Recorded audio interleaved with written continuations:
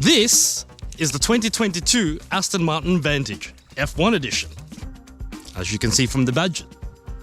It's powered by a 4-litre V8 twin-turbo manufactured by Mercedes-AMG.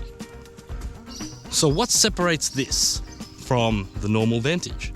Well, for starters, you've got the rear wing and the F1 edition badges on each front fender, as well as the F1 edition badge on the inside of the car. And aside from the power figure difference, the suspension has been retuned specifically for the F1 edition.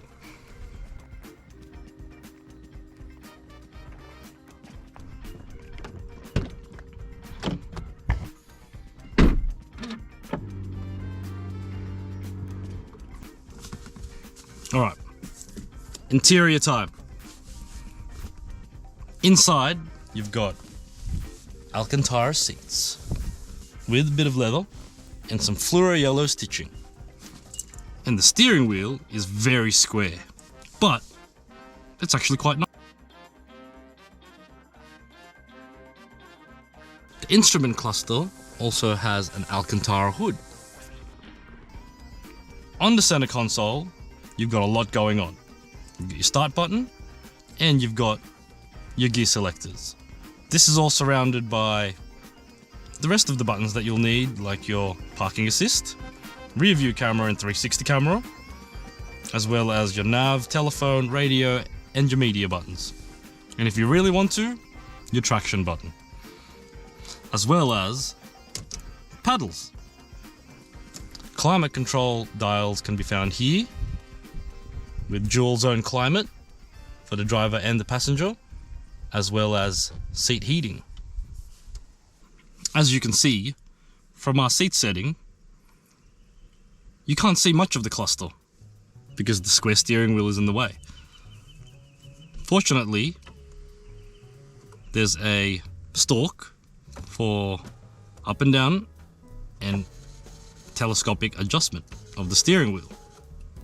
Visibility is about what you'd expect from a supercar of this type and size.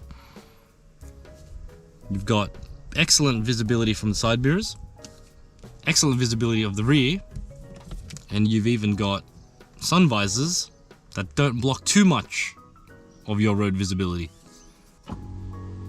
When it comes to tech, the Vantage F1 edition is a little bit outdated, as you can see from the head unit.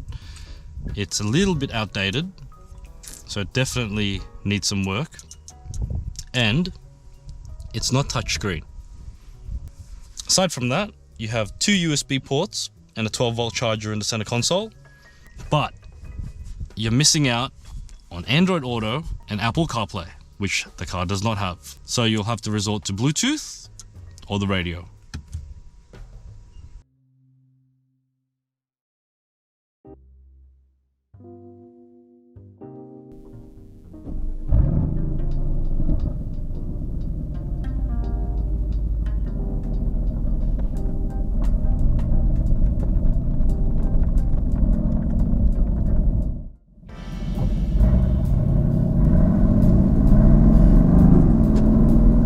So starting on automatic, the car's actually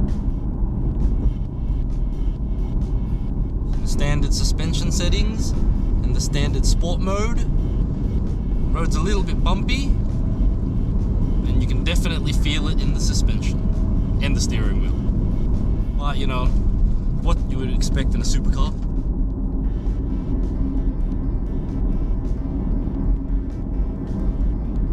Visibility is actually really good, considering like side mirrors, you can see a lot. The exhaust is a lot more tame in the standard sport mode.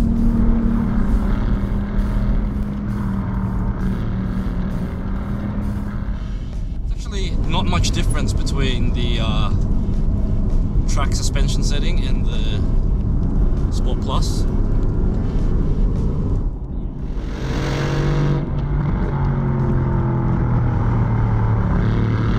Steering is very supple, very pliant, points the nose exactly where you want it to go.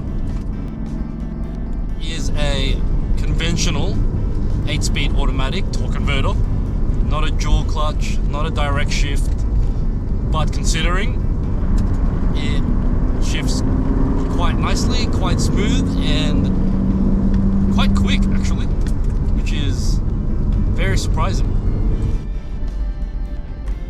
They've done a pretty good job with this gearbox.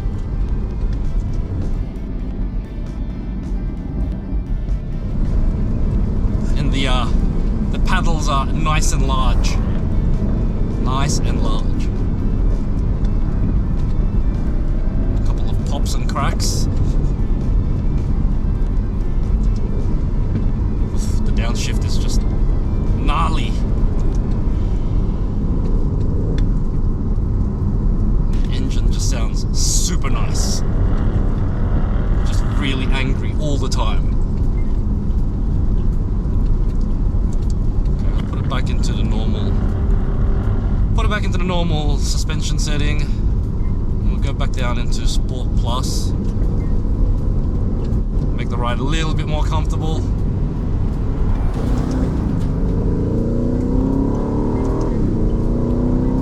Listen to it sing.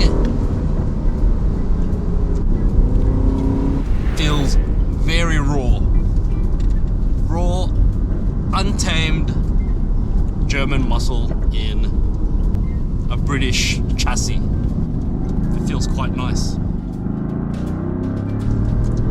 What don't I like about it? Short wheelbase, so it's a little bit tail happy. Can be a little bit scary sometimes, but you know, what's the fun in a supercar without that? Unlike most cars in this price bracket, the Vantage F1 Edition is missing a few safety techs. For example, you don't get autonomous emergency braking. All you get is blind spot monitoring and cruise control. It doesn't have lane keep and lane depart assist. It only comes with blind spot monitoring and recross traffic. But it does have a 360 camera.